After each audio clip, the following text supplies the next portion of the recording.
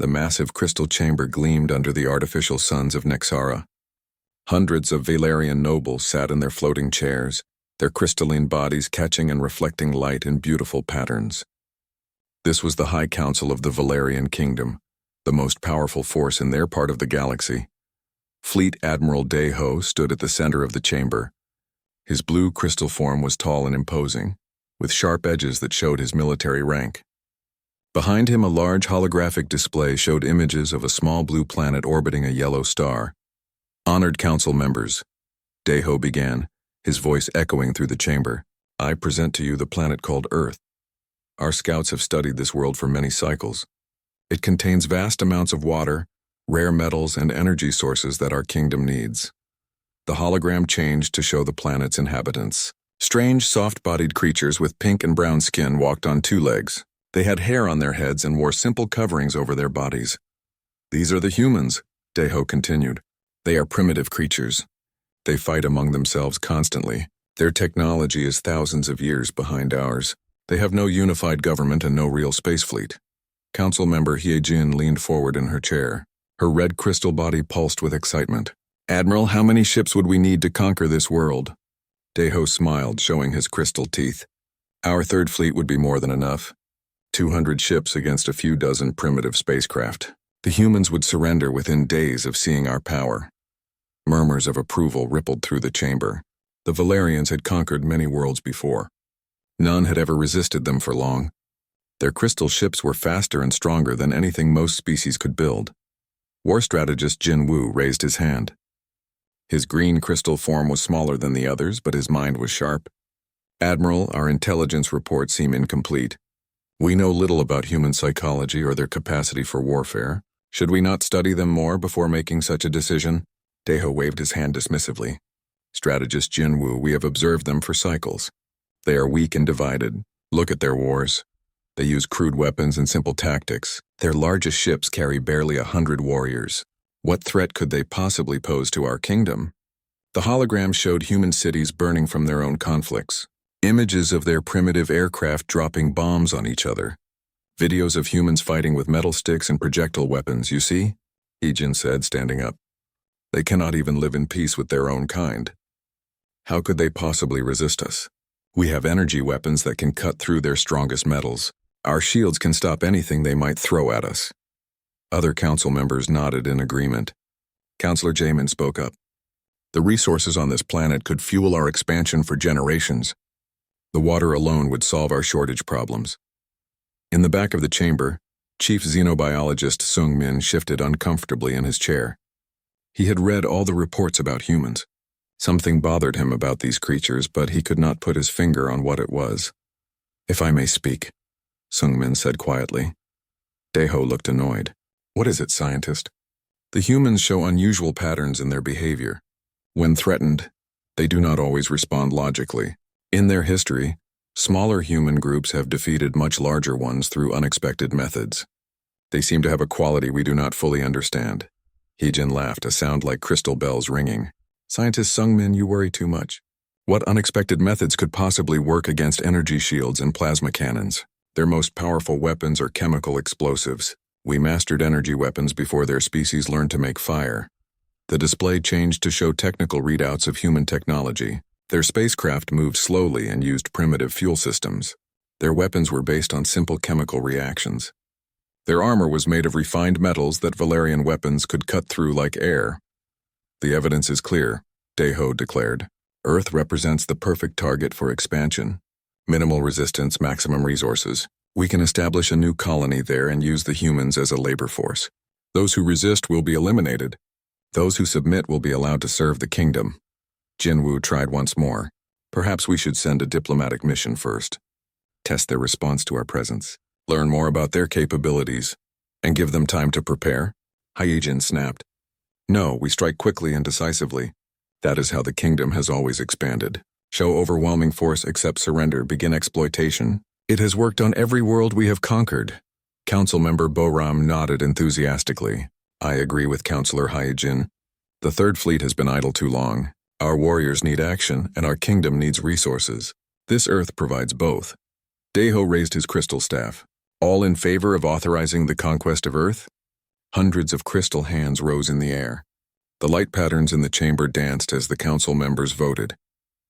Only a few hands remained down, including Jin Woo's and Sung Min's. "The motion passes," Daeho announced.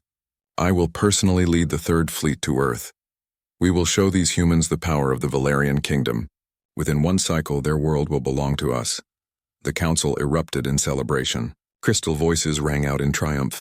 Plans were already being made for dividing Earth's resources among the noble houses. As the session ended, Sung-min approached his assistant Nara in the corridor outside the chamber. Nara was young for a Valerian, her crystal form still smooth and unmarked by age. "Teacher," Nara said, "you look troubled. The conquest will bring great glory to our kingdom." Sung-min shook his head slowly. "Nara, I have studied many species in my lifetime. Most follow predictable patterns when faced with superior force. They calculate odds, they negotiate. They surrender when resistance becomes hopeless. And the humans? The humans are different. In their history, they have records of individuals fighting against impossible odds. Not for logical reasons, but for concepts they call honor, freedom, and revenge. They have a saying, 'Better to die on your feet than live on your knees.'" Nara looked confused. "But teacher, such behavior is illogical. Why would they choose death over servitude?" "That is what worries me," Sung-min replied. "We are about to test a species that may not respond the way we expect. And I fear our kingdom is not prepared for what we might find." But his words were lost in the celebrations echoing through the crystal halls. The Valerian Kingdom had made its decision. The Third Fleet would launch within days. None of them knew that their vote would bring an end to everything they had built over thousands of years. Admiral Tae-young stood on the bridge of his flagship, watching the blue planet grow larger on the main screen. Behind him stretched the might of the Valerian Third Fleet, 200 crystal ships arranged in perfect formation. Each ship was a work of art, their crystal hulls reflecting starlight like jewels. "Admiral," his communications officer reported, "we are receiving multiple signals from the planet, primitive radio waves and basic electromagnetic transmissions." "Any response to our arrival?" Tae-young asked. "Nothing directed at us, sir. They appear unaware of our presence," Tae-young smiled, just as Fleet Admiral Daeho had predicted. The humans were so primitive they couldn't even detect ships approaching their world. "This would be easier than expected. Begin standard conquest protocol," he ordered. "Move the fleet into high orbit and broadcast our terms of surrender." The Valerian ships glided forward with deadly grace. Their energy shields glowed softly around their hulls. Weapon ports opened like flowers blooming, revealing the plasma cannons within. Tactical analyst Boram monitored her instruments from the secondary bridge. "Admiral, I'm detecting approximately 60 human spacecraft in orbit around their planet. They appear to be crude constructions using chemical propulsion. 60 ships against 200, Tae-young mused. They will see reason quickly." The fleet reached high orbit without incident.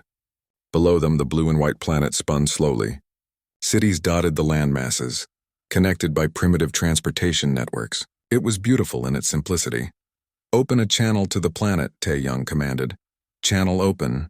"Sir, the people of Earth," Tae-young began, his voice carrying the authority of the Valerian Kingdom. "I am Admiral Tae-young of the Third Fleet. Your world now belongs to the Valerian Kingdom. You will surrender immediately and submit to our authority. Any resistance will be met with overwhelming force. You have one of your time periods called hours to respond." The transmission ended. Now came the waiting. On every other world, this was when the surrender offers began. Local leaders would negotiate terms, trying to save what they could of their civilization. Minutes passed. Then an hour. Finally, a response came from the planet's surface. The voice was human, speaking their crude language through primitive radio waves. The translation system struggled with the rough sounds. "This is Admiral So-young of the Terran Defense Force. Your ships are in violation of Earth's sovereign space. You have 5 minutes to withdraw or we will open fire." Boram's crystal face showed confusion. "Admiral, they must not understand our capabilities. Should we demonstrate our firepower?" Before Tae-young could respond, alarms began blaring throughout the bridge. The tactical display lit up with dozens of new contacts. "Admiral," the sensor operator called out. "Human ships are approaching from multiple vectors. They're using some kind of stealth technology. I count 97 vessels closing on our position." Tae-young stared at the display. The human ships had appeared as if from nowhere. They were crude-looking constructions of metal and ceramic, but they moved with surprising speed. "How did they hide from our sensors?" he demanded. "Unknown, sir. Their technology shouldn't be capable of such deception." On the main screen, a human ship came into visual range. It was ugly compared to Valerian crystal ships, a blocky, angular thing covered in armor plating and weapon mounts. But something about it seemed threatening.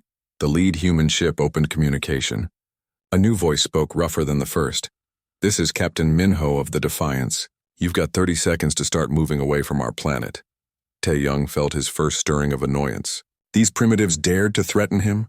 "Captain Minho," he replied, "you face the might of 200 Valerian warships.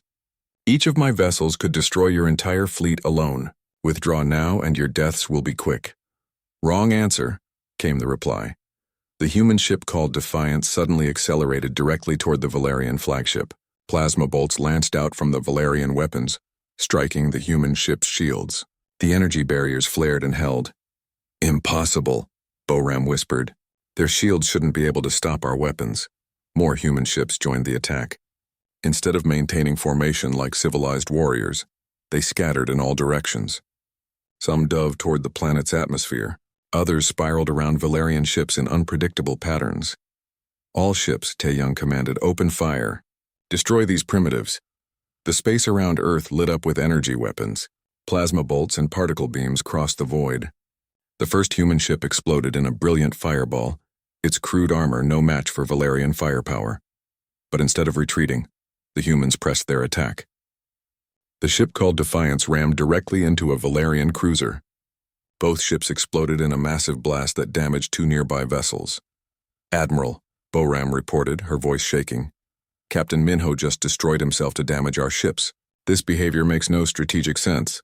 More human ships followed the same tactic. They would close to point-blank range, absorb terrible damage, then ram themselves into Valerian vessels. The explosions were devastating at such close proximity. "Why are they doing this?" Tae-young demanded. "They could surrender and live. Instead, they choose suicide?" The human attacks continued for 3 hours. When it finally ended, 17 Valerian ships had been destroyed or crippled. The humans had lost 38 vessels, but their sacrifice had shaken the entire fleet. Communications officer Hyunwoo intercepted human transmissions during the battle. What he heard chilled him to his crystal core. "Admiral," he reported, "the humans are not treating this as a normal military engagement. Their communications suggest they view this as a war of survival. They're calling for total mobilization of their species." "What does that mean?" Tae-young asked. "They're converting their entire civilization to war production. Every factory, every shipyard, every resource is being directed toward building weapons and ships. They're even training their children for combat." Boram looked up from her station. "Sir, I'm detecting massive electromagnetic activity across the planet's surface. Industrial output has increased by 300% in the last 3 hours. Tae-young stared at the tactical display. This was not how conquests were supposed to proceed. Other species negotiated, calculated losses, and surrendered when defeat became inevitable. They didn't transform their entire civilization into a war machine. A new transmission came from the planet. This time it was Admiral So-young again. "Valerian fleet, this is your only warning. Leave our space immediately. If you remain, we will consider it an act of genocide against humanity. We will respond accordingly." "Genocide?" Tae-young muttered. "We're offering them the chance to serve the kingdom." "How is that genocide?" Hyunwoo accessed more human transmissions. "Admiral, they appear to believe that serving the kingdom is equivalent to death. They're saying they prefer extinction to slavery." That's madness," Boram whispered. The final transmission of the day came from a different human source. The voice was young, barely more than a child by human standards. "This is Lieutenant Ji-hoon of the Earth Defense Corps, age 16. To any aliens listening, you wanted a war. Now you have one. We'll fight you in space, in our atmosphere, on our surface, and in our cities. We'll never surrender. And if you kill us all, we'll make sure the cost destroys you too." The transmission ended. Silence fell over the Valerian bridge. "Admiral," Boram said quietly, "our intelligence was wrong. These humans, they're not like other species we've conquered." Tae-young nodded slowly. For the first time since the invasion began, doubt crept into his mind. What had the kingdom awakened? In the depths of space, More human ships were already moving toward their position. The war for Earth had only just begun. Communications Officer Hyun-woo had never seen anything like it. For the past 6 hours, he had monitored human transmissions from across their solar system. What he discovered made his crystal form tremble with an emotion he had never felt before. Fear. "Admiral Tae-young," he called across the bridge. "You need to hear this." The Admiral approached Hyun-woo's station. Around them, the bridge crew worked frantically to repair damage from the earlier battle. 17 ships lost in a single engagement with primitives. It was unthinkable. "What have you found?" Tae-young asked. Hyun-woo activated the translation matrix. Human voices filled the bridge, thousands of them, speaking in dozens of different languages that the computers struggled to interpret. "This is President Chen of the American Federation," one voice said. "As of this moment, all military production facilities are hereby converted to warship construction. Every commercial shipyard will begin producing combat vessels within 24 hours. Another voice joined in. "Prime Minister Patel of the European Union confirms total mobilization. All civilian spacecraft are being retrofitted with weapon systems. We're calling up every reserve pilot in our forces. Russian Federation confirms," came a third voice. "Our Mars colonies are online. Asteroid mining operations have been converted to ammunition production. We're building 1,000 ships for everyone they brought." Tae-young listened in growing disbelief. They're converting their entire civilization to military production? In hours? "It gets worse, sir," Hyun-woo said. He switched to another channel. "Listen to this." A new voice came through the speakers. It belonged to Admiral So-young, the human who had led their defense fleet. "Citizens of Earth," she began, "we face an enemy that seeks to enslave our species. They offer us the choice between slavery and death. We choose neither. We choose victory." The transmission continued. "I'm implementing Protocol Endgame immediately. Every human over the age of 14 will receive basic combat training. Every settlement from Luna Base to the Jupiter mining stations will become a fortress. We will fight them with everything we have." Boram looked up from her tactical station. "Admiral, I'm detecting massive energy signatures from the planet's surface. They're building something big. Can you identify it? It appears to be shipyards, hundreds of them. They're using some kind of modular construction system I've never seen before." Intelligence Officer Yoon-ji joined the conversation. She had been analyzing human behavior patterns since the battle ended. "Admiral, I need to report something troubling. The humans aren't following any known military doctrine." "Explain." "In all our previous conquests, species follow predictable patterns. They attempt to negotiate. They try to preserve their civilian populations. They seek to minimize losses. The humans are doing none of these things." Yoon-ji activated her holographic display. It showed human settlements across their solar system. "Look at this. Civilian mining stations are mounting weapons. Cargo haulers are being converted into warships. They're even arming their transport shuttles. Children's schools have been converted to military training centers," she continued. "They're teaching 12-year-olds how to operate spacecraft weapons. This level of total mobilization suggests they view this conflict as a war of complete extinction." Tae-young studied the data. In 6 hours, human industrial output had increased by 500%. Ships that should take months to build were being completed in days using prefabricated components. How is this possible? He wondered aloud. Hyun-woo had been monitoring more transmissions. "Sir, I think I understand. The humans have been preparing for this scenario for generations. They call it Protocol Endgame, a plan for total species survival. They planned for our invasion?" "Not specifically ours, sir. They planned for any alien invasion. Their entire civilization has contingency protocols for converting to total war production within hours." The bridge fell silent. No species in Valerian history had ever prepared for conquest so thoroughly. "Sir?" Boram called out. "I'm detecting approaching contacts. Multiple human fleets converging on our position." The tactical display lit up with red markers. Human ships were coming from every direction. From their moon, from Mars, from asteroid mining stations throughout the system. "How many?" Tae-young asked. "Current count is 800 ships, sir, and more are launching every hour.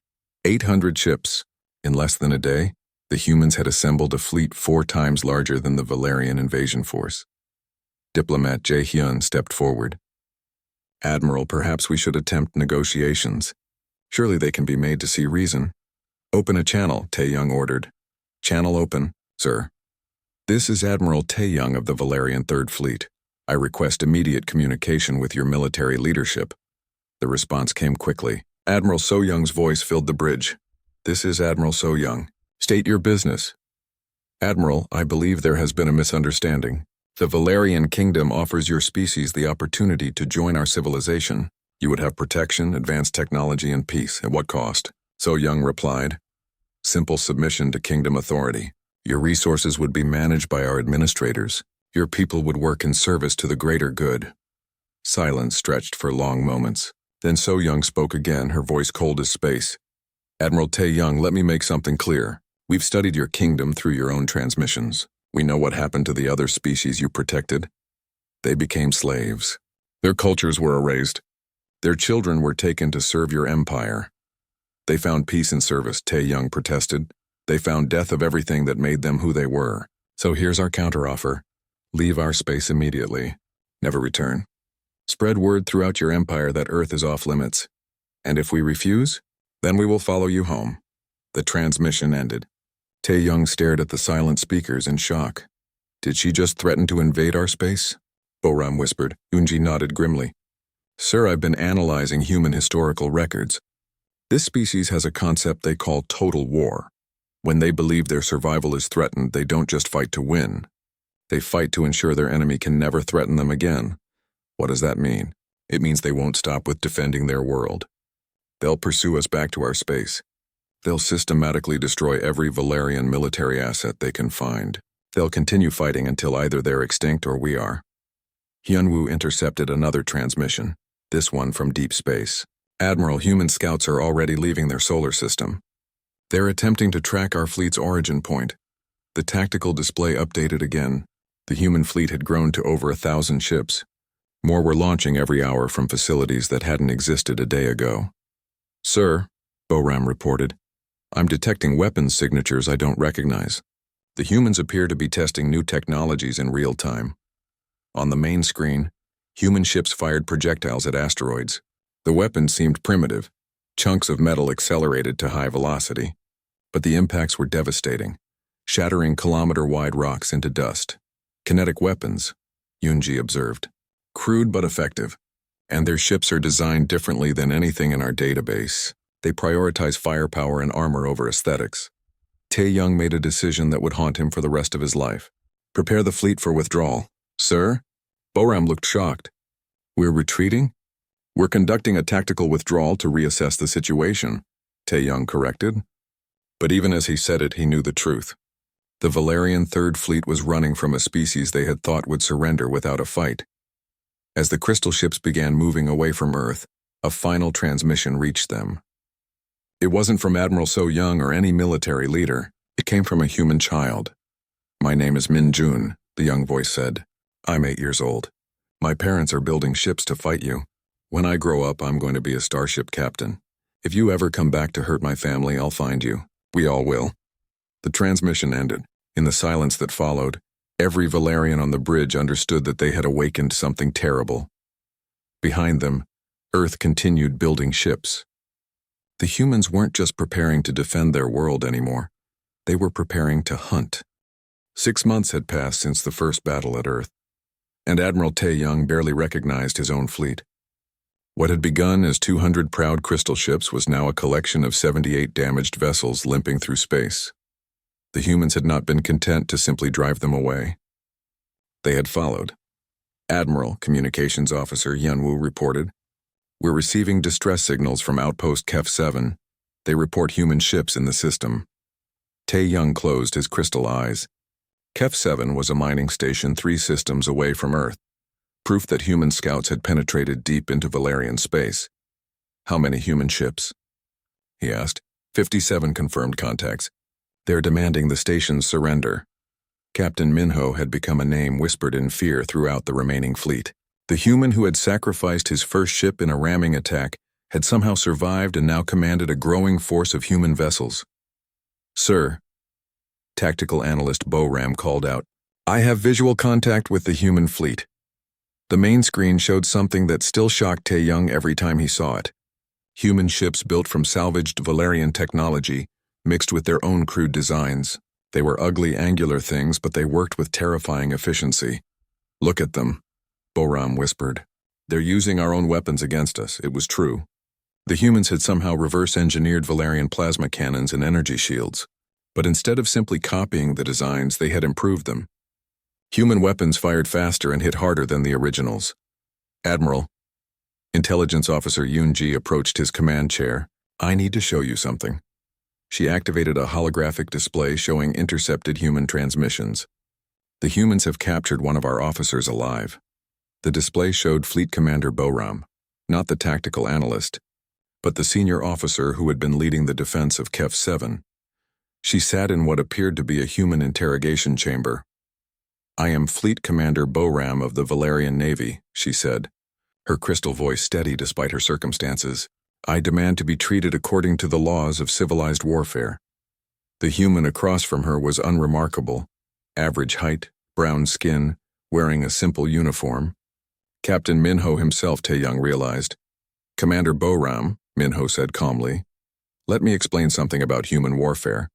We don't follow your rules because your rules are designed to protect conquerors."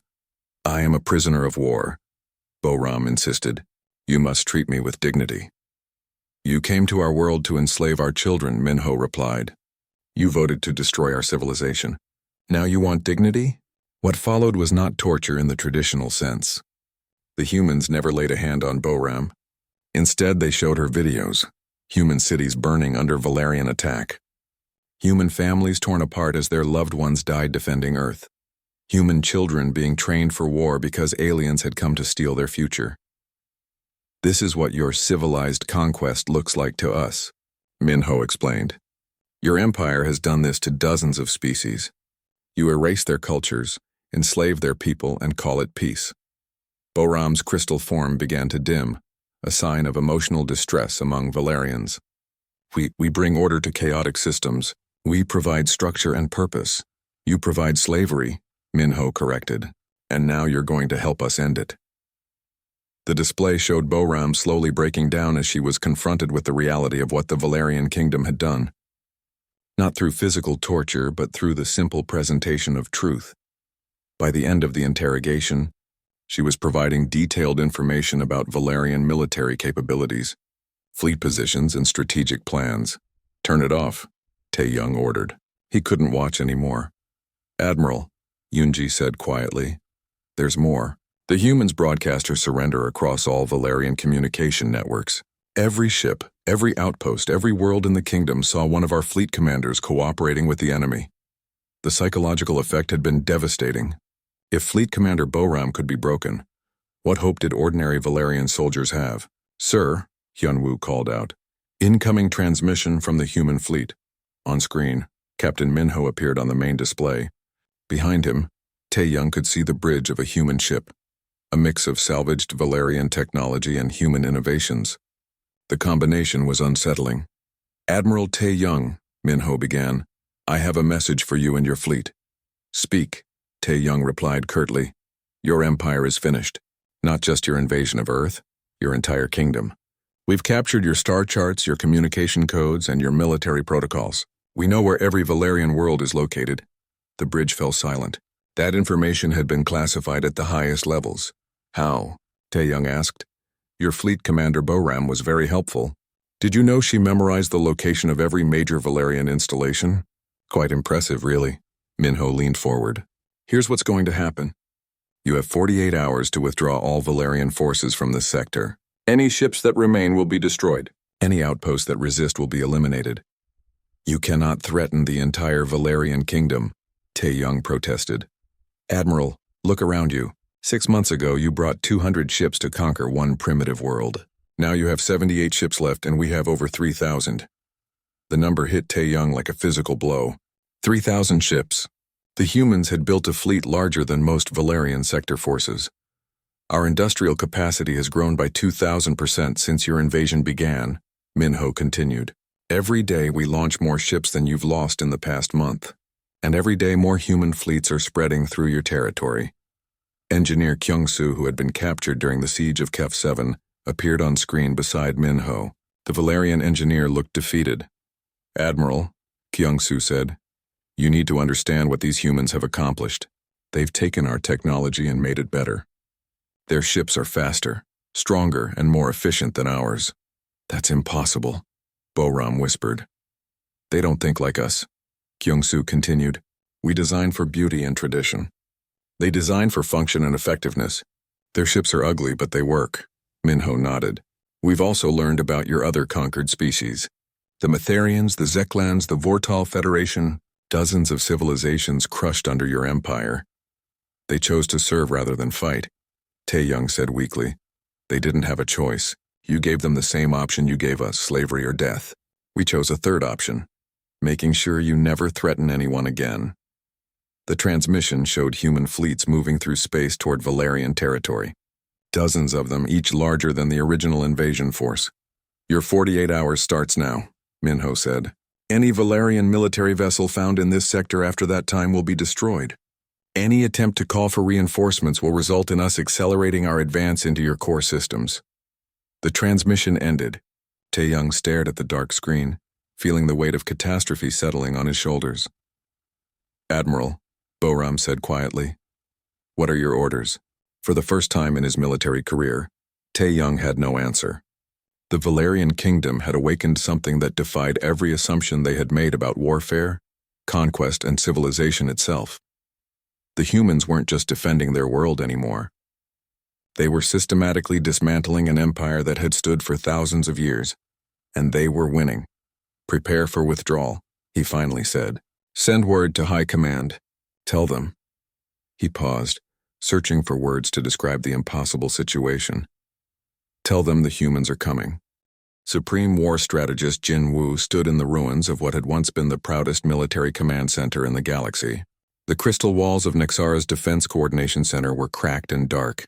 Half the holographic displays had failed, and the few that still worked showed nothing but red warning indicators. Report, he ordered, though he already knew what he would hear. Sector 7 has fallen, reported Commander Yujin, her crystal form dim with exhaustion. The humans destroyed our last 3 outposts yesterday. Sector 12 went dark 4 hours ago. And Admiral Tae-young's fleet? 37 ships remaining, sir. They're falling back to the core systems, but the humans are faster. They're not giving our forces time to regroup. Jin Woo studied the tactical display that showed the collapse of the Valerian kingdom.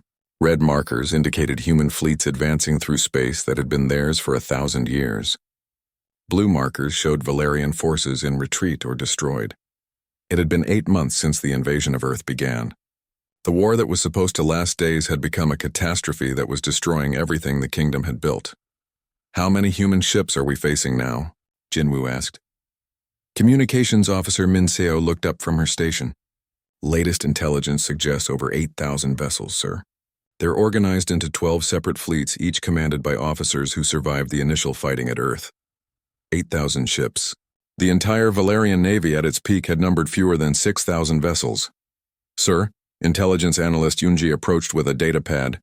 I've completed the analysis you requested on human tactical doctrine. What did you find? They're not following any known military strategy, sir.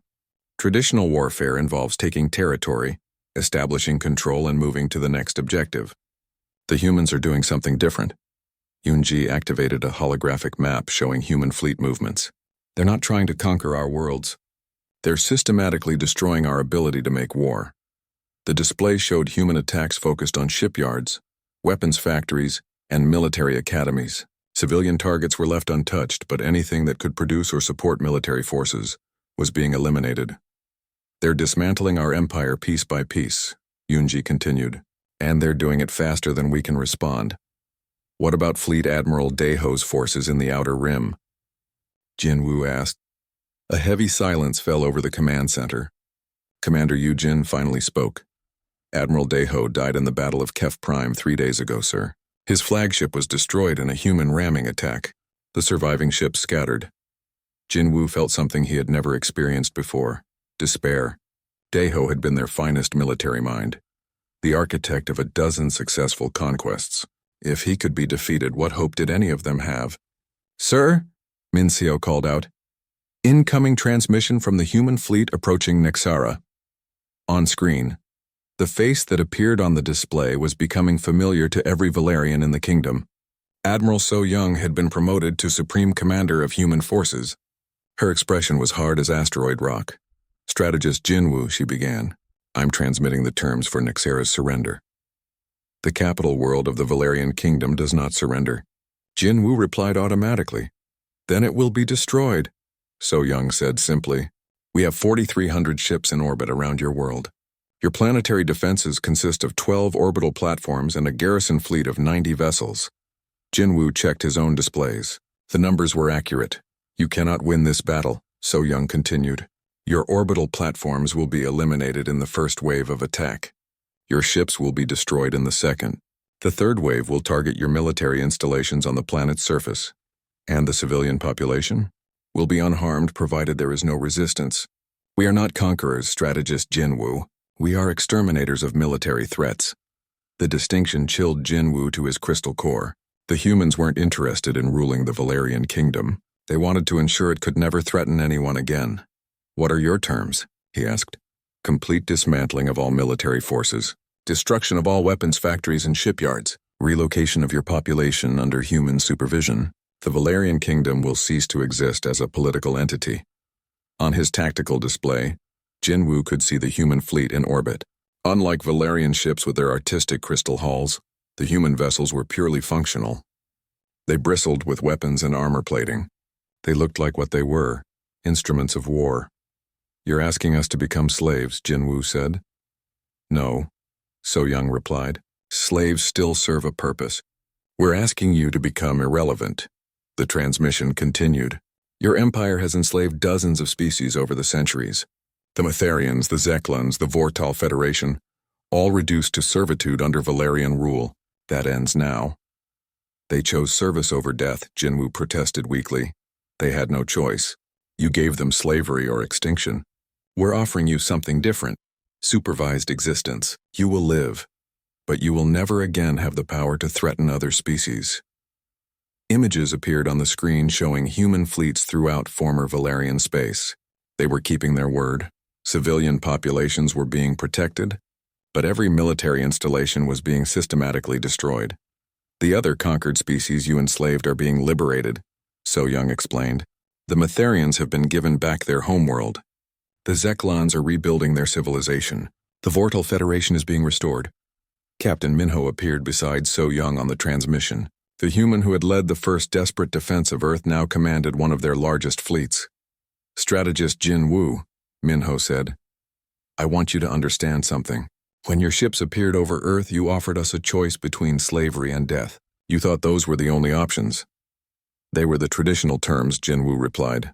Traditional for you, maybe. But humans don't accept impossible choices. When faced with slavery or death, we chose to make sure you never threatened anyone again. The display changed to show the battle for Earth 8 months ago. Human ships ramming Valerian vessels in desperate attacks that should have been suicidal. Every human who died in that first battle knew they were buying time, Minho continued. Time for our species to mobilize. Time to build the fleets that are now dismantling your empire. You could have surrendered, Jinwoo said. Your losses would have been minimal, and our children would have grown up as slaves. That was unacceptable. So Young leaned forward. Strategist Jinwoo, you have 2 hours to evacuate all military personnel from Nexera's orbital platforms. After that, we will destroy them whether they are occupied or not. And if we refuse, then we will demonstrate why species across the galaxy are beginning to call humans the ending. Because when we make war, we don't stop until our enemies can never threaten anyone again. The transmission ended. Jinwoo stared at the silent screen, feeling the weight of 1,000 years of Valerian civilization pressing down on him. Sir, Commander Eugen asked quietly, what are your orders? Jinwoo looked around the command center at the officers who had served the kingdom faithfully. They were not evil beings. They had genuinely believed they were bringing order to a chaotic galaxy. But intentions mattered little when faced with consequences. Begin evacuation of all military installations, he ordered. Civilian areas are to remain untouched. Sir, are we surrendering? Jinwoo considered the question. Surrender implied a temporary defeat, something that could be overcome in time. What the humans were offering was permanent. No, he said finally. We're acknowledging reality. The Valerian kingdom is finished. Outside the crystal windows of the command center, human ships filled the sky above Nexara. They waited with the patience of apex predators who knew their prey had nowhere left to run. The war for Earth had become the end of an empire. And the humans who had started it as desperate defenders were finishing it as the most feared military force in the galaxy. In 2 hours, 1,000 years of Valerian dominance would come to an end. Not with glorious battle, but with quiet acceptance of inevitable defeat. The kingdom had voted to invade Earth. Now Earth was voting on what would replace it.